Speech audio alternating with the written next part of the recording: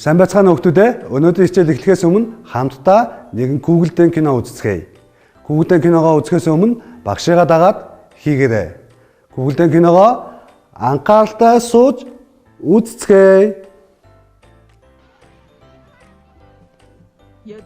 Хүүхдүүдээ. За, ах нь гүлгөө алдчихлаа. Надтай зүг миний гүлгийг хайхаар явах уу? Гүлэг гинэ. Тэгэлгүй яах вэ? Дуртаяа танд туслая. Билгүүнэ. Танихгүй ах вэ штэ. Яавал гэжтэй би гүлгэнд их хайртай. Хоёулаа энэ ахад туслаад гүлгийн хайгаар явцгаая. Болохгүй. Багш танихгүй хүн хамаагүй дагаж явж болохгүй гэсэн мэдтэй. Хөө. За ойлголоо. Ахаа. Хамт явж чадахгүй нэ. Яагав? Ахтай туславал амттай пицца авч өгье. Пицца гинүү. Би идмээр байна. Тэгэлгүй яах вэ? Хүүхдүүдээ хамтдаа явцгаая. Болохгүй. Багш танихгүй хүнийг дагаж явж болохгүй гэсэн. Ах нь танихгүй хүн бишээ. Чиний аавын чинь найз вэ шүү дээ. Манай аавын найз гинэ. Тиймгээд бахад одоо ах нь гэрт чи хүргээд өгье. Тэнд ахынх нь машин харагдаж байгаа үсттэй. За, явцгаая. Хөөх, ямар гоё машинтай юм бэ? Аха, та биднийг зүгээр орхиоч. Бид явахгүй. Тэгвэл чи явж хэрэггүй. За, хоёлоо явъя. Ах нь хүргээд өгье.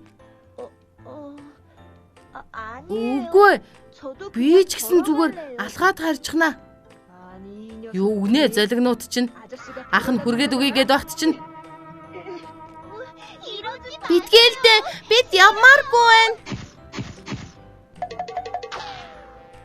Багшигаа дагаад хийгээрэй.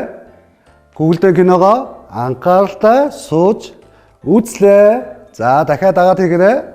Google-dən киногоо анхааралтай сууж үзлээ. Хэрвээ бэлгүүн туяа хоёр энэ хүнийг дагаад явсан бол юу болох байсан бэ хүүхдүүдээ? Энэ дэлхийд сайн хүн байдаг боловч муу хүн бас байдгийн байна.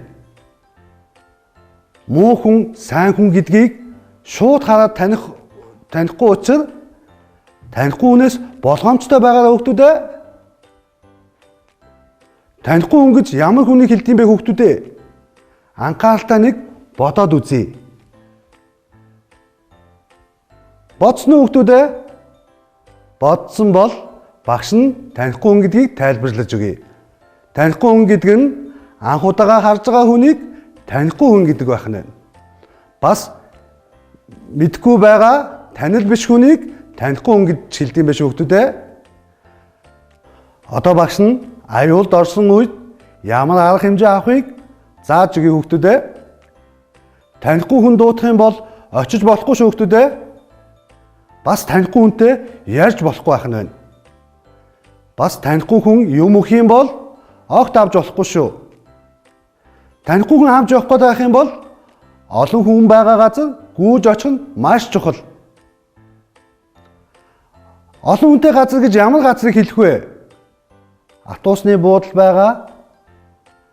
Бас 2-3-аас дээш хүн байгаа газрыг олон хүнтэй газар гэх нь шүү хүүхдүүдээ. Бас тусламж хүсч хамгийн чангаар ойрлох нь маш зөв. За бүгд хамтдаа тусламж хүсч ойрлж үзье хөө хүүхдүүдээ. Туслаарай. Туслаарай. Өшөө чанга ойрлоо шүү хүүхдүүдээ. Танихгүй хүн авч явах гээд барьж авах юм бол хөлнөөс нь хамгийн чангаараа тэрх нь маш зөв үйлдэл шүү хүүхдүүдээ. Хөлнөөс нь хамгийн чангаар тэрний шүү хүүхдүүдээ тавьж болохгүй шүү. Тусламж эртэл огт тавьж болохгүй шүү хүүхдүүдээ. Эцэг эхчүүдэд өгөх зөвлөгөө байна. Анхааралтай сонсороо эцэг эхчүүдээ. Гэр бүлдээ өөрсдийн гэсэн нууц үгтэй болох нь чухал юм аа. Тэр нууц үг маань хүүхдэд хялбархан цээжлэгдэхээр үг сонгуул маш чухал. Зөвхөн тэр нууц үгийг ашиглан хаалгаа онгойлох эцэг эхчүүдтэй харилцахад ашиглаарай. За дараагийнх нь анхаарах зүйл маань харгалзах хөнгүүгээр гэртээ хүүхдээ үлдээж болохгүй шүү. Заавал харгалзах хүнтэй хүүхдээ үлдээгээрэй. Дараагийн анхаарах зүйл маань зайлшгүй үед хэрэглэх дугааруудыг хүүхдтэй заавал чэйжлүүлэх нь чухал юм аа. Өөрсдийнхөө утасны дугаарыг бас чэйжлүүлээрэй. Дараагийн анхаарах зүйл маань аюул тулгарсан үед ямар арга хэмжээ авахыг хүүхдүүддээ дахин зааж давтуулаарай. Өнөөдрийн хичээлд идэвхтэй оролцсон хүүхдүүдэд маш их баярлалаа.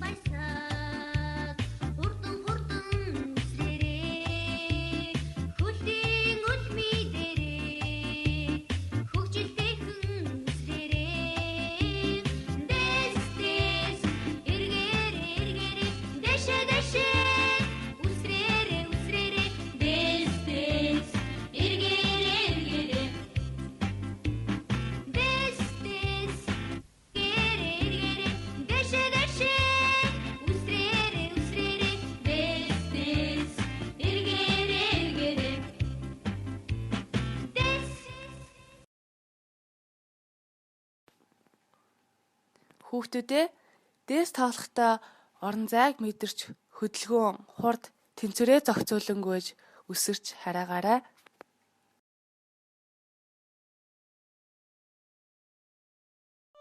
Дөрвөн хүсэл.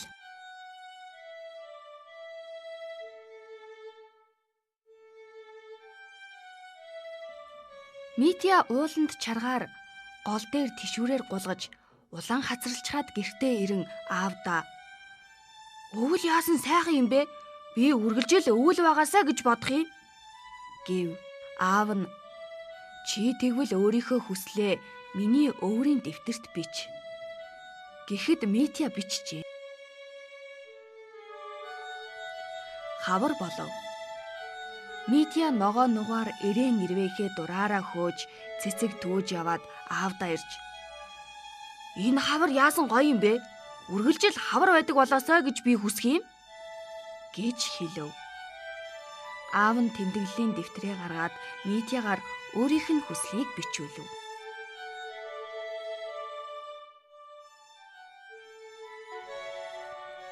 Зун болов. Митя аавтайгаа хадлан гарчээ. Хүү бүхэл өдрийн турш загас барьж, жимс дөөж, сайхан үнэртэй ногоонд өвхөрч зугаалаад оройн аавдаа "Өнөөдөр ч харин дураараа зугааллаа да. Болдогсон бол дандаа л 100 байгаасаа билээ" гэж хэлв. Митягийн энэ хүсэлч мөн аавынх нь тэмдэглэлийн дэвтэрт бичигджээ. Намар болов. Жимсний цэцэрлэгээс улаахан алим шар лир түүцгээв. Митя баяр хөөр болж аавдаа "Намарч бүх улирлын хамгийн сайхан нь юм аа. гэжээ. Аав нь үүнд өөрийнхөө тэмдэглэлийн дэвтрийг гаргаж өвөл, хавар, зуны тухай мөн л ингэж ярьдаг байсныг нь үзүүлжээ. Хүүхдүүдээ дөрвөн улирлын онцлогийг мэдэж аваарай.